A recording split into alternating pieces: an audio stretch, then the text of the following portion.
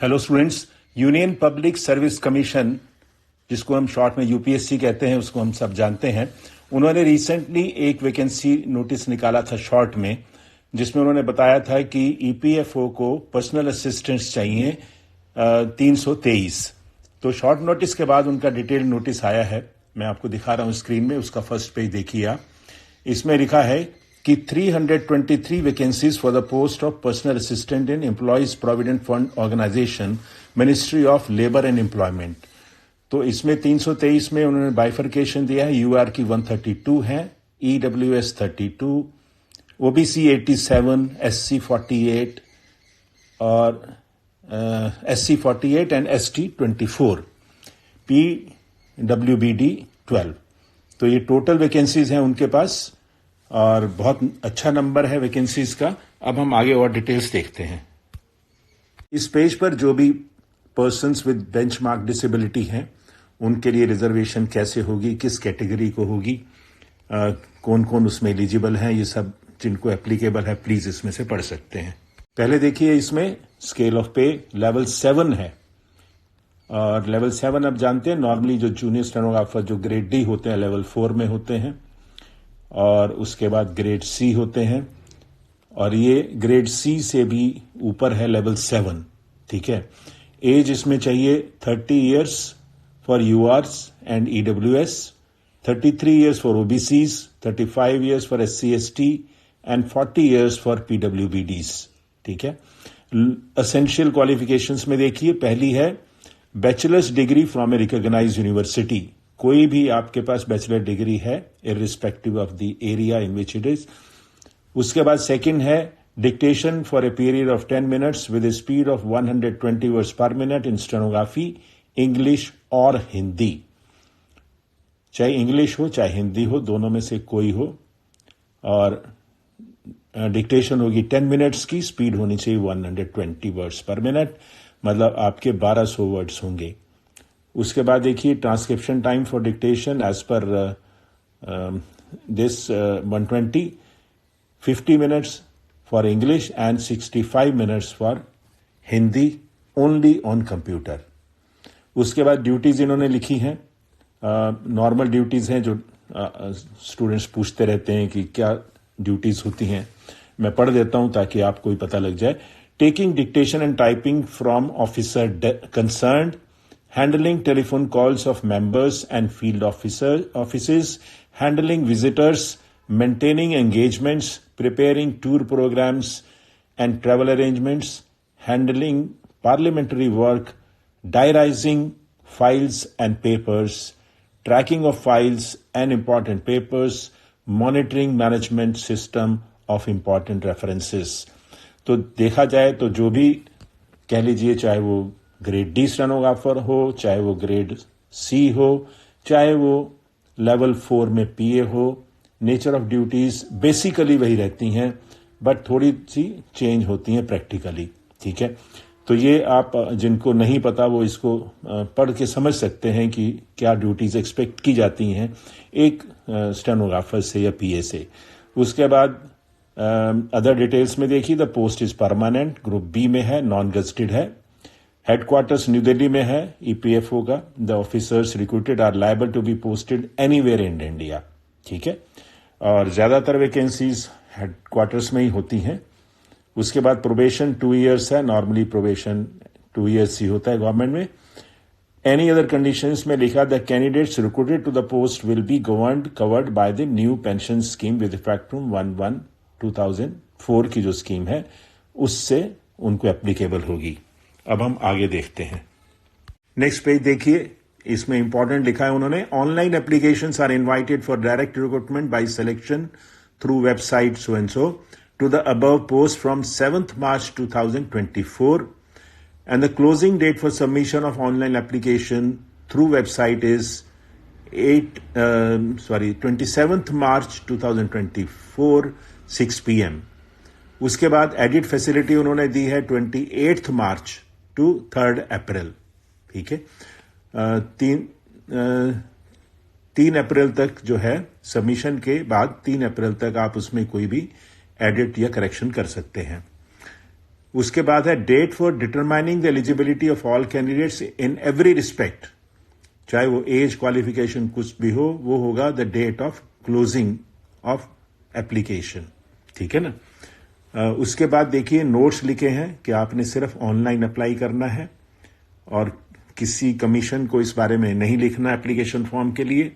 उसके बाद age limit जो रिलैक्सेशन है उन्होंने मेंशन कर दिया है, और लास्ट में उन्होंने लिखा है the candidate will be eligible to get the benefit of community reservation only in case the particular caste to which the candidate belongs is included in the list of reserved communities issued by the central government।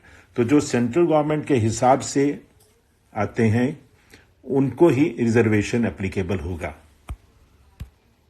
इस देखिए ये भी important है, a pen and paper based recruitment test followed by skill test to shortlist the candidates to appear in the skill test for the post of personal assistant shall be conducted by the commission. The date of skill test will be intimated later on UPSC website। तो एक pen and paper का भी test होगा, मतलब return कह सकते हैं हम इसको, जिसकी स्कीम उन्होंने लिखी है the scheme for syllabus of the recruitment test for the post of personal assistant is as under. Scheme में सिलेबस, वेटेज, ये सब बताया है इन्होंने। स्कीम में एक टेस्ट होगा, will be of 2 hours duration, all questions will carry equal marks. उसके बाद the test will be objective type questions with multiple choice of answers. The medium of English question paper is in English and Hindi except for those questions in English language. Last में है there will be penalty for wrong answers. Every wrong answer will carry a deduction of 1/3 of the marks assigned to that question. If no answer is marked for a question, there will be no penalty for that question. तो wrong करेंगे तो उसके लिए penalty होगी, अगर आप जवाब नहीं देते तो वो पेनल्टी नहीं होगी। उसके बाद आप देखिए syllabus. The syllabus of the test broadly comprises the following topics: English language, general awareness, quantitative aptitude, reasoning and computer aptitude। Next weightage देख लीजिए, 300 मार्क्स की वेटेज है टोटल, जिसमें से 100% वेटेज जो है वो रिक्रूटमेंट टेस्ट को दी जाएगी। जैसा कि आप देखते हैं एसएससी में सेम यही रहेगा। इसमें मार्क्स दिए हैं 300, और based on the marks scored in the recruitment test candidates will be shortlisted category wise to appear in the skill test for the post they have applied for. Skill test is mandatory but qualifying in nature. The candidates who qualify the skill test will be considered for final selection on the basis of merit in the recruitment test. In the online application form, candidate will have to indicate the language, English or Hindi, for the purpose of stenography, dictation and respective transcription for the dictation taken only in computer। कई लोग भूल जाते हैं इसको mark करना या गलत mark कर देते हैं, be careful about this. Last है the qualifying standard in the skill test are relaxable at the discretion of the UPSC for reasons to be recorded in writing in the case of candidates otherwise well qualified. तो जो इसमें indication ये है कि जो percentage of mistakes हैं वो बाद में वो डिसाइड करेंगे कि कैसे उनको रिलैक्स करनी है, अगर करनी होगी तो। नेक्स्ट पेज देखिए, the recruitment test will be conducted across the following centres. ये इन्होंने 80 सेंटर्स दिए हैं जहां पर होगा टेस्ट, और लास्ट में देखिए बहुत इंपॉर्टेंट है, the date of the recruitment test is 7 July 2024। The centers and the date of holding the recruitment test as mentioned above are liable to be changed at the discretion of the commission.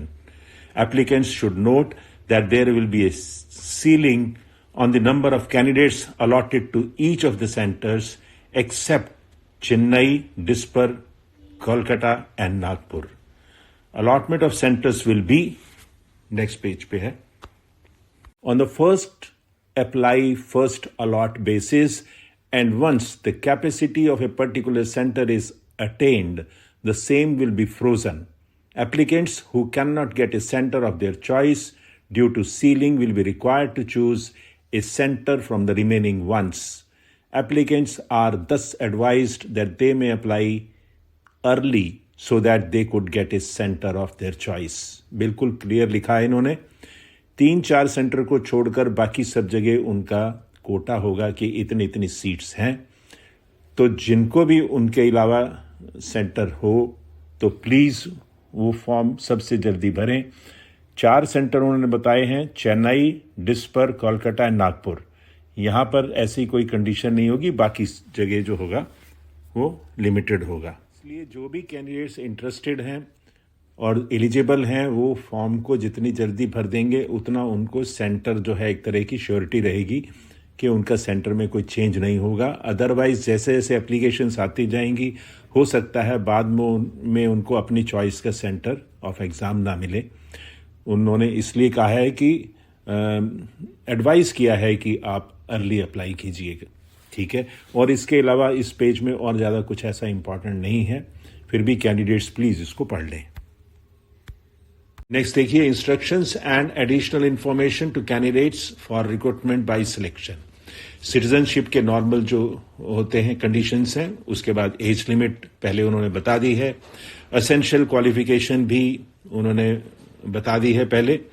और नीचे और देखिए, after result of written recruitment test result the successful candidates will be provided a link to fill up the detailed application form। जो recruitment test के बाद result के बाद वो डिटेल्ड एप्लीकेशन फॉर्म भी भरवाएंगे स्टूडेंट से।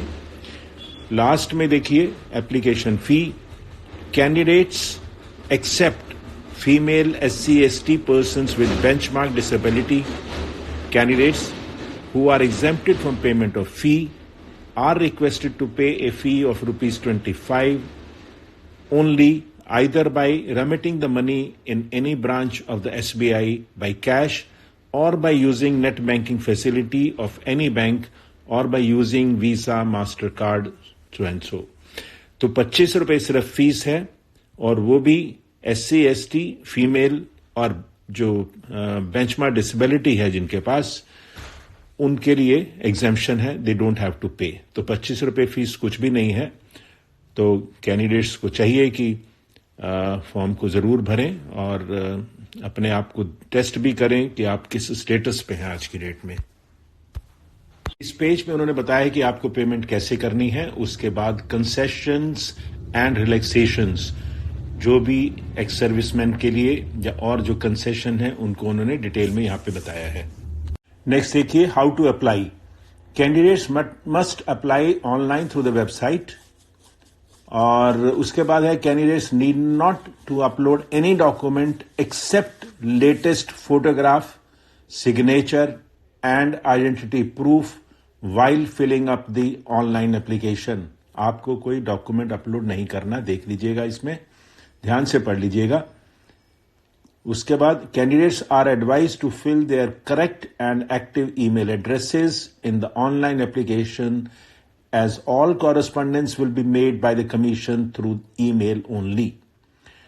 उसके बाद, मॉडिफिकेशन इन OTR प्रोफाइल, जो आप वन टाइम रजिस्ट्रेशन करेंगे उसमें आप मॉडिफिकेशन भी कर सकते हैं, उसकी भी उन्होंने डेट बताई है, वो आप इसमें देख लीजिएगा। 3 अप्रैल तक है, 28 मार्च टू 3 अप्रैल। तो जो भी कैंडिडेट्स भरें प्लीज इसको कंडीशंस को ध्यान से पढ़िएगा। ये अपेंडिक्स 2 है जिसमें उन्होंने इंस्ट्रक्शंस दी हैं कि आपको जो ऑनलाइन एप्लीकेशन है वो कैसे फिल करनी है। ये बहुत इंपॉर्टेंट होती हैं, आप ध्यान से इसको पढ़ लीजिएगा ताकि आपसे कोई गलती ना हो जाए और एप्लीकेशन जो है बाद में रिजेक्ट ना हो जाए। ये अपेंडिक्स 4 है जिसमें उन्होंने स्पेशल इंस्ट्रक्शंस दी हैं कैंडिडेट्स के लिए कि ऑब्जेक्टिव टाइप टेस्ट जो होगा वो उसके बारे में इंफॉर्मेशन दी है कि कैसे होगा, कैसे आपको फिल करना है। प्लीज़ इसको भी आप ध्यान से पढ़ लीजिएगा। इसमें और भी कुछ अपेंडिक्स हैं जिसमें उन्होंने कुछ फॉर्मेट्स दिए हैं, जो भी सर्टिफिकेट्स उनको ज़रूरत पड़ेंगे बाद में, वो आप फॉर्मेट्स भी प्लीज़ देख लीजिएगा। जिसको भी एप्लीकेबल है वो उसको ज़रूर नॉलेज होने चाहिए कि क्या रिक्वायरमेंट्स हैं उनकी। हेलो स्टूडेंट्स, मैंने आपको यूपीएससी के एडवर्टीजमेंट की डिटेल्स आपको बताई हैं और कुछ पॉइंट्स जो थे मैं आपसे शेयर करना चाहता था इस बारे में। सबसे पहले तो आप रियलाइज़ करिए ये लेवल 7 की पोस्ट है और ये ग्रेड C से भी ऊपर है, ठीक है, जो एसएससी का है। उसके बाद क्वालिफिकेशन इन्होंने ग्रेजुएशन मांगी है, सिंपल ग्रेजुएशन, कोई और कंडीशन नहीं है उनकी।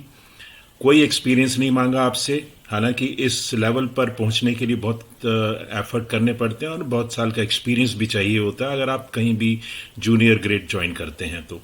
उसके बाद स्पीड ऑफ कोर्स 120 वर्ड्स पर मिनट मांगी है और नो डाउट वो चैलेंजिंग है। और अगर आप इसके आसपास हैं, मे बी आप 80-100 के आसपास भी हैं, तो भी आप अपनी कॉम्पिटेंसी को और बढ़ा सकते हैं, क्योंकि जो रिटर्न एग्ज़ाम है उन्होंने 7 जुलाई को कहा है। हो सकता है वो भी थोड़ा सा आगे पीछे हो जाए, बट अगर हम फिर भी कहें तो 3 महीने का टाइम आपके पास कम से कम रिटर्न एग्ज़ाम के लिए है, और उसके बाद फिर कम से कम 2-3 महीने आपको फिर मिलेंगे, तो 6 महीने के आसपास हैं, आप स्पीड को भी आगे बढ़ा सकते हैं। ठीक है। उसके बाद मैं कहूँगा फीस 25 रुपये है। आप किसी भी स्टेज पर हों, चाहे स्टेनोग्राफी के किसी स्टेज पर हों, चाहे रिटर्न के किसी स्टेज पर हों, आप फॉर्म भरकर अपने आप को टेस्ट कर सकते हैं। आज अगर एलिजिबल नहीं है, आप मान लीजिए 6 महीने बाद भी अगर आप प्रॉपर नहीं कर पाते किसी रीजन से, एटलीस्ट आपको पता लगेगा कि किस तरह से टेस्ट होता है, किस तरह से रिक्वायरमेंट्स होती हैं। आप फ्यूचर में जब ऐसे टेस्ट हों तो उसमें जब अपीयर होंगे तो आपको फ़ायदा मिलेगा। जब हम एक टेस्ट में जाते हैं, किसी भी रिटर्न या स्टेनोग्राफी के टेस्ट में, तो कुछ ना कुछ ज़रूर हम सीख के आते हैं। सीखने का मतलब एटलीस्ट हम अपने आप में देख लेते हैं कि हमारे में कमियां क्या हैं और हमें उन कमियों को कैसे दूर करना है। तो बहुत कुछ सीख मिलती है हर टेस्ट से। तो मैं तो अगर कैंडिडेट मैं हूँ तो मैं तो यही सोचूंगा कि मेरे लिए अपॉर्चुनिटी है, मुझे सेंटर भी अपनी नज़दीक मिल रहा है, और जो फीस ली जा रही है वो एक मॉक टेस्ट के बराबर भी नहीं है। आप जाके रिटर्न दे के आइए, अपनी तरफ से तैयारी करिए, और अच्छी तरह से जो भी नज़दीक है उनको तो और अच्छी तैयारी करनी चाहिए। नज़दीक इन द सेंस कि अगर 120 के आसपास हैं, 100 हैं, तो बहुत अच्छी बात है, क्योंकि इसमें चैलेंजिंग क्या है कि आपको 1200 वर्ड जो हैं 50 मिनट में, या हिंदी के कहें तो 65 जो भी है, कहने उसको आप तब होंगे जब आप यहाँ पर वो कुछ टाइम के लिए कॉन्टिन्यूसली करेंगे, तब जाकर आप वहाँ पर कुछ परफॉर्म कर पाएंगे। हाँ, रिटर्न ऑफ कोर्स रिटर्न जो है मार्क्स उसी के बेसिस पे फाइनली आपको मेरिट बनेगी, उसमें भी आपको काम करना है और स्टेनोग्राफी में भी काम करना है। तो अपनी तरफ से मैं ये कहना चाहूँगा कि फॉर्म भरिए और अपनी तैयारी शुरू करिए, और अपॉर्चुनिटी जो है इसको अवेल करिए। All the best to you. Thank you very much.